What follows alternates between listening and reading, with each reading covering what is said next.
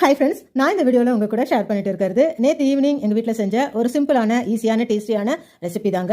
நல்லா கிரன்ச்சியாக டேஸ்டியாக ஒரு மசாலா வேர்க்கடலை ரெடி பண்ணலாம்னு சொல்லிட்டு இதுக்காக ஒரு துண்டு இஞ்சியை பொடியாக கட் பண்ணி வச்சிருக்கேன். ஒரு 7-8 பல் பூண்டை தோலோடு எடுத்து வச்சிருக்கேங்க. ஒரு ஸ்பூன் சோம்பு, கொஞ்சம் கருவேப்பிலை எடுத்து வச்சிருக்கேங்க. அடுத்து இது நாலுத்தையும் நம்ம மிக்சியில் போட்டு நல்லா கொரகொரப்பாக அரைச்சி எடுத்துக்கலாம்.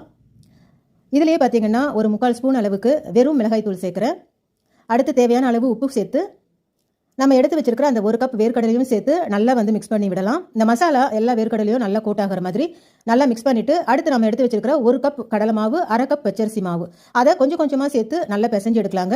தண்ணி அதிகமாக சேர்க்காம கொஞ்சம் கொஞ்சமாக தெளிச்ச மாதிரி நம்ம பிசைஞ்சு எடுத்துக்கலாம். இந்த மசாலா எல்லா வேர்க்கடலையும் நல்லா கோட் ஆகிற மாதிரி நான் பார்த்தீங்கன்னா பெருங்காயத்தை மிஸ் பண்ணிட்டேன். ஸோ அதையும் இப்போ சேர்த்துக்கிறேன். சேர்த்து நல்லா கலந்து விட்டுக்கலாம். அடுத்து கடாயில் நான் நல்லா எண்ணெய் சேர்த்து, ரொம்ப எண்ணெய் காய வேணாங்க, ரொம்ப அதிகமாக சூடாகாமல் மிதமான சூடு இருக்கும்போதே நம்ம இந்த மாதிரி கையில் ஒவ்வொரு வேர்க்கடலையாக நல்லா அந்த மசாலா ஃபுல்லாக கோட் ஆகிற மாதிரி பிரித்த மாதிரி போட்டு விடலாம். இதை மீடியம் ஃப்ளேம்லேயே வச்சு ஃபுல்லாக நம்ம ஃப்ரை பண்ணி எடுக்கலாம்.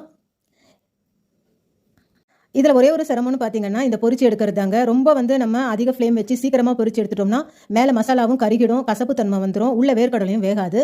கொஞ்சம் பொறுமையாக மீடியம் ஃப்ளேமில் வச்சு நம்ம இந்த அளவுக்கு சூட்டில் இதை பொறுமையாக பொரிச்சு எடுக்கணும். அது ஒன்று தான் இந்த வேர்க்கடலை மசாலாவில் கொஞ்சம் சிரமம். அப்போ தான் அந்த கிறிஸ்பினஸும் நல்லாயிருக்கும். இப்போ பார்த்தீங்கன்னா எல்லாத்தையும் நல்லா இந்த மாதிரி தனித்தனியாக உதிரியாக போட்டு பொரிச்சு எடுத்தாச்சு. இந்த வேர்க்கடலை மசாலா பார்த்தீங்கன்னா கிறிஸ்பினஸும் நல்லாயிருக்கும், டேஸ்ட்டும் நல்லாயிருக்கும். என்ன தான் நம்ம கடைகளில் வாங்கினாலும் காஸ்ட் வைஸ் பார்த்தாலும் ரொம்ப அதிகம், ரெண்டாவது ஹெல்த் வைஸ் பார்த்தாலும் அவங்க யூஸ் பண்ணுற ஆயில் இதெல்லாம் நம்ம கொஞ்சம் யோசிப்போம். ஆனால் இதை வீட்டில் செய்யும்போது அஃப்கோர்ஸ் இது ஆயிலாக இருந்தாலும் நம்ம வீட்டில் செஞ்சு சாப்பிடும்போது கொஞ்சம் ஹெல்த்தியாகவே ஃபீல் பண்ணலாங்க.